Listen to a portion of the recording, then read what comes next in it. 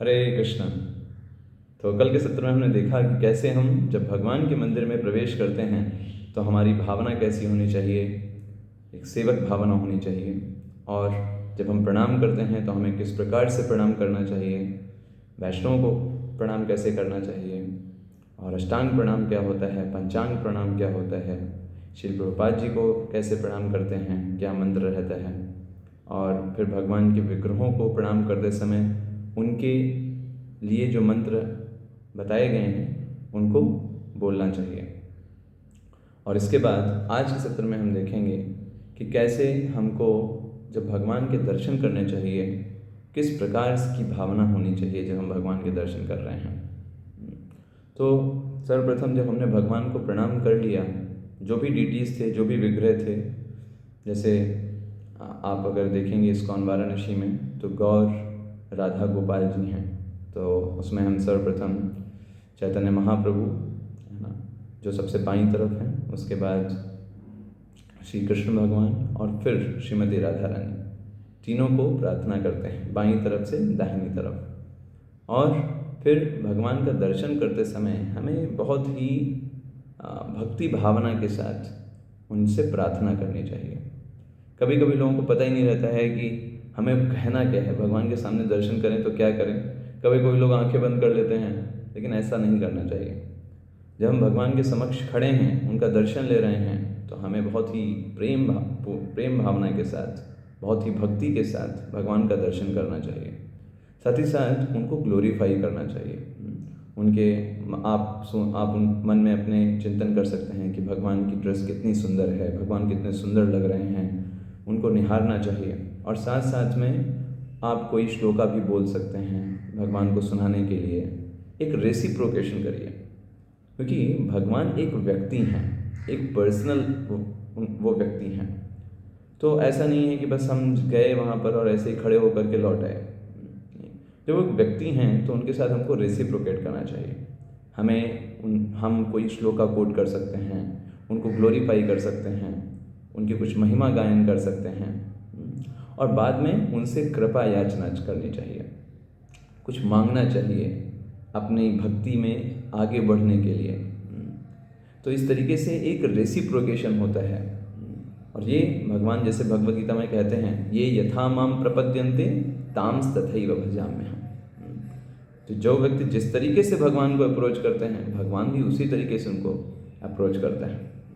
तो इसलिए भगवान के सामने हमें बस जा करके बस खाली कुछ सोचते नहीं रहना चाहिए, या मन कहीं और ही है। उस समय पूरी तरीके से हमें भगवान का चिंतन करना चाहिए, भगवान के का गुणगान करना चाहिए, और साथ साथ में भगवान की कृपा की याचना करनी चाहिए। और इस तरीके से अपने आप को भगवान के समक्ष प्रस्तुत करना चाहिए। साथ में ही जब हम भगवान का दर्शन कर रहे हैं तो कभी कभी क्या होता है, हम डायरेक्ट भगवान का चेहरा देखने लगते हैं, लेकिन श्रीमद् भागवतम में बताया गया है कि ये सही तरीका नहीं है। सर्वप्रथम हमको भगवान के चरण कमलों को निहारना चाहिए, नीचे से चरण कमल से, फिर उसके बाद घुटने, उसके बाद कमर, उसके बाद हस्त जो बाजू में हैं, उसके बाद फिर हमें चेहरे पर आना चाहिए। धीरे धीरे करके एक प्रोसेस है। और भगवान के प्रत्येक अंग पर मेडिटेट करने का एक फल भी है। जैसे शास्त्रों में बताया गया है, अगर कोई व्यक्ति भगवान श्री कृष्ण की भ्रकुटी भावों को निहारता है तो उसके अंदर की जितनी काम वासनाएं होती हैं वो सब नष्ट हो जाती हैं। ऐसे ही बताया गया है कि भगवान के चरण कमल के जो नाखून होते हैं, उनसे निकलने वाली ज्योति को जो कोई ध्यानपूर्वक समझता है, देखता है, उसको निहारता है, उसके हृदय में इस भौतिक जगत में भोग करने की जितनी भी बुरी इच्छाएं हैं वो सब समाप्त हो जाती हैं। तो ऐसे करके भगवान के प्रत्येक अंग कमल जो हैं उनको हमें निहारना चाहिए। चरण कमल से धीरे धीरे करके हमें ऊपर बढ़ना चाहिए और अंत में भगवान के मुख कमल पर पहुंचना चाहिए और उनको दर्शन करना चाहिए, उनको ग्लोरीफाई करना चाहिए, है ना।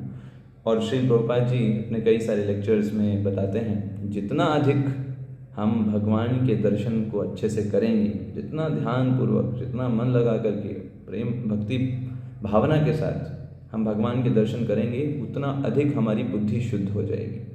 और जब बुद्धि शुद्ध हो जाएगी तो हम प्रत्येक कार्य को अच्छे से कर सकते हैं भगवान की सेवा में। तो ये बहुत इम्पॉर्टेंट है। श्री प्रभुपाद जी ने कई बार इस बात को बताया कि ये सब चीज़ें हमको इस भौतिक जगत में इंद्रिय तृप्ति की जो हमारे अंदर इच्छाएं भरी हुई हैं उन सब को नष्ट करने में बहुत ही प्रबल रूप से कार्य करती है। जितना अधिक हम भगवान का दर्शन करेंगे, भगवान की सुंदरता को निहारेंगे, इस भौतिक जगत की सुंदरता हमको प्रभावित नहीं कर पाएगी, क्योंकि भगवान इस भौतिक जगत की सुंदरता से पूरी तरीके से बहुत ऊपर हैं। और उनमें जब हमको दिव्य आनंद की प्राप्ति होगी, उनकी दिव्य सुंदरता से हम इस भौतिक जगत की जो थोड़े समय की टेम्परेरी जो देख सकते हैं सुंदरता है, उससे हम प्रभावित नहीं होंगे। तो ये बहुत एक अच्छा साधन है।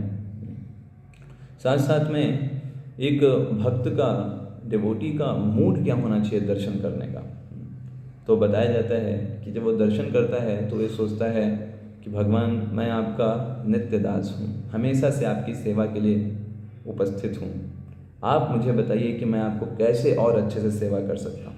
इस भावना के साथ वो भगवान के मंदिर में दर्शन करता है ना।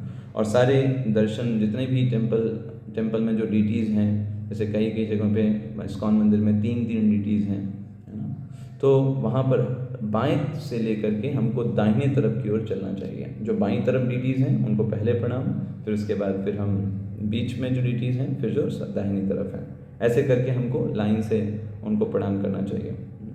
एक बात हमको और याद रखनी चाहिए कि जब भी हम भगवान के दर्शन कर रहे हैं, हमें बहुत अच्छा लग रहा है, हम भगवान के दर्शन कर रहे हैं, लेकिन हमें इस बात का ध्यान रखना चाहिए कि हमारी वजह से किसी दूसरे भक्त को भगवान का दर्शन लेने में असुविधा ना हो। ऐसा ना हो हम बहुत अच्छे से दर्शन कर रहे हैं और हमारा कद भी काफ़ी ऊंचा है, लेकिन भक्त पीछे बैठे हैं, क्योंकि हम सामने खड़े हैं इसलिए हमको दिखाई नहीं दे रहे हैं भगवान के दर्शन, है ना। तो ऐसा नहीं होना चाहिए। भक्ति में हम ये सोचें कि कैसे हम सब लोगों को भगवान के पास लेके जा सकें, ना कि हमारी वजह से किसी को भगवान के दर्शन में बाधा हो। तो ये चीज़ का हमको विशेष रूप से ध्यान रखना चाहिए। और साथ साथ में हमें जब भगवान का दर्शन करते हैं तो वो दर्शन जो होना चाहिए, जैसा हमने आपको बताया, वो एक क्रम के अनुसार होना चाहिए। जब मंदिर में प्रवेश किए तो हम पहले श्रील प्रभुपाद जी को प्रणाम किया। श्रील प्रभुपाद जी को प्रणाम करने के बाद फिर हम डीटीज़ को प्रणाम करते हैं। और प्रणाम करने से जब मंदिर में प्रवेश करते हैं तो उस समय अगर भगवान के पट बंद हैं तो पहले वैष्णवों को प्रणाम, उन वैष्णवों के प्रणाम के बाद फिर श्रील प्रभुपाद जी को प्रणाम, फिर श्रील प्रभुपाद जी को प्रणाम करने के उपरांत फिर डीटीज़ को प्रणाम। इस तरीके से एक क्रम पूर्वक जब हम करते हैं तो वो बहुत अच्छा रहता है, क्योंकि हम डायरेक्ट भगवान को अप्रोच नहीं कर रहे हैं, हम भक्तों के माध्यम से भगवान को अप्रोच कर रहे हैं। और यही परंपरा का सिस्टम है। जब इस तरीके से हम अप्रोच करते हैं हमारी चेतना बहुत शुद्ध रहती है। और ये सारी चीज़ें, जो ये सारे नियम हैं, हमें हमेशा इस बात को मन में रखना चाहिए। ये सारे नियमों का उद्देश्य है भगवान को कॉन्स्टेंटली रिमेंबर कर पाना। ऐसा ना हो कि हम सिर्फ नियम ही पालन करें और लक्ष्य को भूल जाएं। और दूसरी जो चीज़ हमको हमेशा याद रखनी है इन नियमों को पालन करते समय, इन नियमों को इसलिए नहीं बताया जा रहा है ताकि हम दूसरों में दोष खोजें और सोचें अरे ये तो इतने सीनियर भक्त हैं, ये तो ऐसा नहीं कर रहे, ये तो बाईं तरफ से प्रणाम नहीं कर रहे, इन्होंने तो ये नहीं किया, वो नहीं किया। This is not for others, this is for our selves. ये हमारे लिए है ताकि हम अच्छे से पालन करें। अदरवाइज़ हम तो अच्छे से पालन नहीं करेंगे और दूसरों भक्तों में दोष देखेंगे तो ज़्यादा हमसे अपराध हो जाएगा, है ना। उल्टा हम और अच्छे से चीज़ों को और गलत डायरेक्शन में हम चले जाएंगे। तो हमें दूसरों को जज नहीं करना है बल्कि स्वयं को अच्छे से करना है। इस भावना के साथ हमें इन सारे नियमों का पालन करना चाहिए और भगवान के दर्शन करने चाहिए जो कि दिव्य हैं। हरे कृष्णा।